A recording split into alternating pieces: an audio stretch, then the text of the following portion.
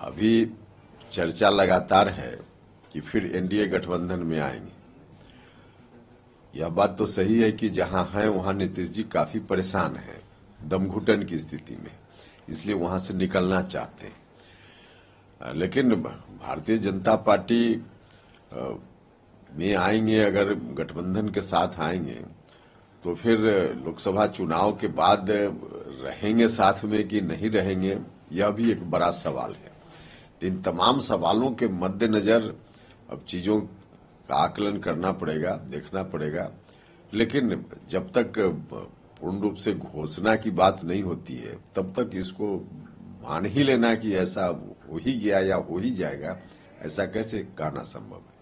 दिल्ली में बीजेपी ने भी बैठक बुलाई है, अपने सहयोगियों को भी बुलाया जा रहा है। चिराग पासवान ने कहा कि अमित शाह मुझे बुलाए हैं कि जो भी होना होगा 1-2 दिन में हो जाएगा। इन ऐसे हालात में आप लोग जो जेडीयू छोड़ के आए थे उनके लिए तो बड़ा मुश्किल हो जाएगा। देखिए, किसी के लिए मुश्किल नहीं होगा। अब जो भी स्टेप नीतीश जी लेंगे उनकी मुश्किल उनके लिए और मुश्किल होगा आगे आने वाले दिनों में।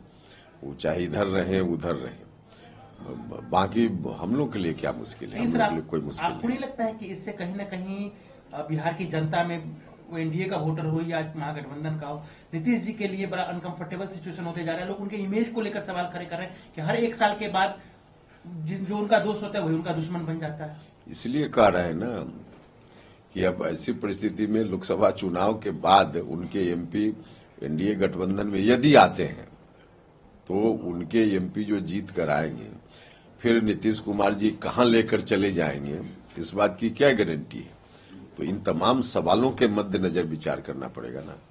आप लोग क्या चाहते हैं सर, क्योंकि आप एनडीए के सहयोगी है, वो तो आप बनेंगे या बनने वाले हैं, लेकिन आप तो सहयोगी, तो आप क्या कहना चाहेंगे।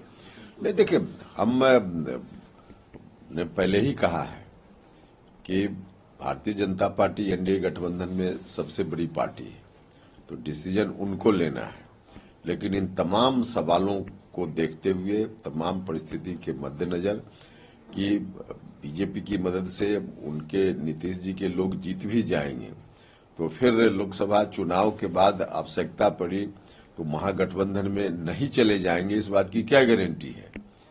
तो इस बात पर भी विचार करते हुए तब कोई चीज हो, हम तो यही चाहेंगे। एक अंतिम सवाल सर, इस बार वो क्या लगाओगे। पिछली बार उन्होंने कहा था कि तेजस्वी यादव जो है करप्शन का चार्ज है, सब कुछ है। इस बार जो दिख रहा है कि आरजेडी सिलेंडर मोड में है, जो कह रहे हैं सब मान रहे हैं। अभी तक किसी तरह का व्यक्तिगत तौर पे किसी दोनों पार्टी की तरफ से एक दूसरे पर आरोप नहीं लगाया गया। ऐसे में सरकार से हटते हैं तो फिर उस जनता के बीच क्या कहने जाएंगे। अब यही तो बड़ा सवाल है कि क्या कहेंगे, क्योंकि जो तर्क हो सकता था तमाम तर्क पहले वो दे चुके हैं। अब इस बार वहां से हटेंगे तो क्या तर्क देंगे। मुझको लगता है कि कुतर्क भले कुछ दे देंगे, तर्क तो कुछ हो ही नहीं सकता है। ये इनकी अंतिम पॉलिटिकल उलटफेर की पारी है, आप मानते हैं।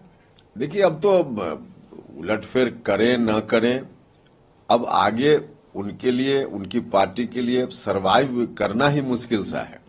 तो इसलिए अब कहाँ कोई फिर अभी करेंगे फिर बाद में करेंगे, इसका कोई मामला नहीं है। अब इनके सर्वाइवल पर ही प्रश्न चिन्ह है।